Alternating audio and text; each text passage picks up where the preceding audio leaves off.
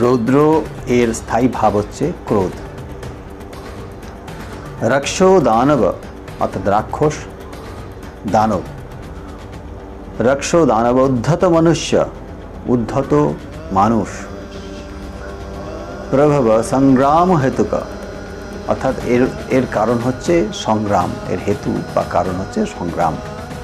স চ ক্রোধ ধর্ষণাধিক্ষেপ অবমানামৃতবচন বাক পারুষ্যাভিদ্রোহ মৎসার্জাধির্ভি বিভাবৈর উৎপদ্যতে। অর্থাৎ ক্রোধ, ধর্ষণ, তিরস্কার, অবমাননা, মিথ্যা কথা, কর্কশ বাক্য, আঘাত, মাৎসর্য প্রভৃতি বিভাবের দ্বারা এর উৎপন্ন হয়। অর্থাৎ এই যে ক্রোধের সংগ্রাম হেতু যেহেতু